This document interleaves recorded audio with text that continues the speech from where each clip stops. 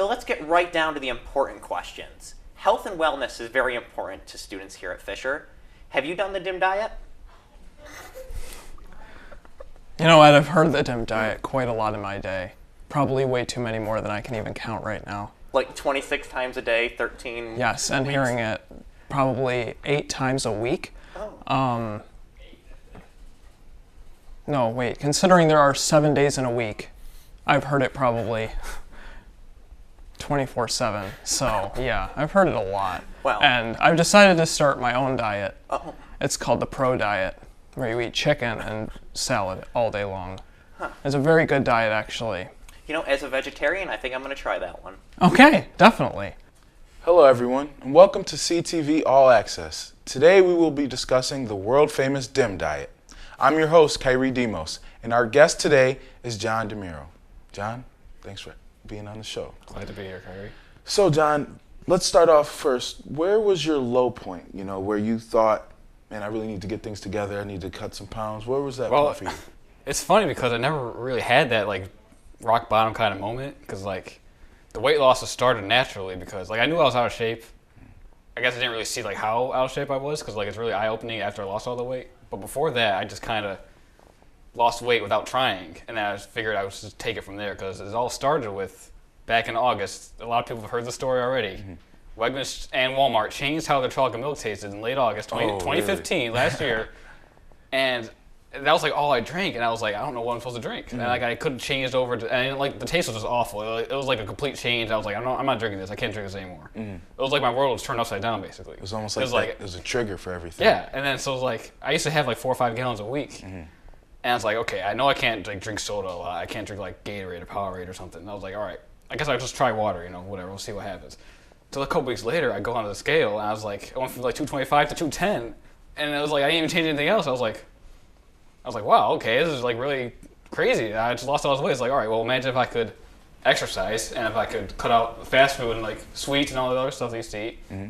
And then I just took it from there, and then I was oh, okay, then I got my personality to work with. Mm-hmm. So then I created the whole social media campaigns, and everybody at school last year before I graduated, they would all see it on Facebook. They'd all come up to me in person and be "Dang, John, I saw all the weight loss, congratulations and everything." And everything just kind of took over from there. Mm-hmm. And now it's just everything's just crazy how it happened, all from the chocolate milk thing. Oh my goodness, yeah, for sure. So let's backtrack a little bit.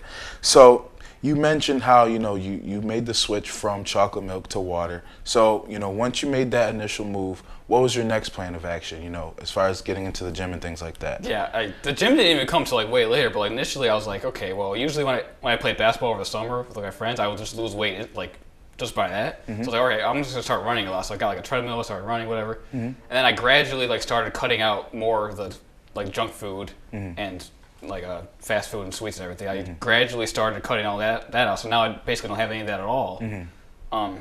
And then I gradually started I tried a salad, a small one, just baby steps first. Guys, I tried that. I never had a salad before until last year. So then I tried it, and then I gradually kept having more vegetables. But now I have. I crave, I want, tons of vegetables. I could have, a full bowl of, spinach and, broccoli and everything, the whole bowl. I could eat the whole bowl, right now. Mm-hmm.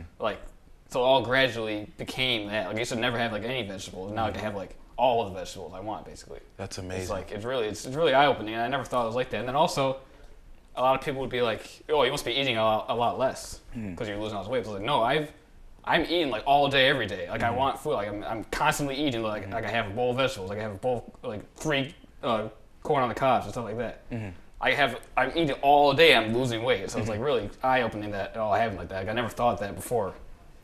That would happen like that. I figured a lot of people, you just eat less, it'll whatever. But when you keep your system moving, you just eat more, and then it just kind of. Happens like that. So actually eating more is really helpful, more than eating less. For sure. So. Yeah, it's definitely interesting to see that the fact that, one small step led to all those big steps, moving forward. So I also wanted to ask you, you mentioned also the fact that it is the DIM diet and you had the social media campaign behind it. Do you think that was something that made things easier for you as you were going along the process? That's another part about it, because when I first started losing the weight, I created a goal on social media. I was all right, if I want to be at 190 by, I think, January, because I said the start of second semester or whatever. Mm-hmm. So, you're kind of painting yourself into a corner of, having to eat healthy and having to exercise, because, if you don't reach that goal was like wasn't like that hard back then. Like it wasn't like I was saying like 150. I said 190. So like if you're painting yourself into a corner, like I said, and you have to get the goal because if you don't accomplish it, people are gonna look at you and be like how do you you're not committing yourself like you said you were going to. So you're kind of losing like credibility. But once you actually do it and then you show the pictures like before and after, people are like then they start paying attention and everything kind of keeps going from there. Yeah. Because like when I first showed my before and after pictures, like everybody like I told some people about it, like I mentioned in class a couple times or whatever. But then when I showed the pictures, everybody's like, damn, he's not lying. He's really doing this. Yeah. So it's like people would be like, oh, John, your campaign's like really annoying, blah blah blah. I was like, there's reasons behind the campaign. Cause like I said, you're painting yourself into a corner, having to lose all this weight. Like when I needed to lose weight, so like that's when you really needed to paint yourself into a corner. Like look yourself in the eye. You gotta be like, I need to lose all this weight, and now I'm gonna make it public, make it known to lose all this weight. Yeah, very inspiring story. So again, John, thank you so much for being on our show today. That's all the time we have today, folks. John, thank you again for your insight on the DIM diet. It's safe to say we all learned a lot. So see you next time on CTV All Access.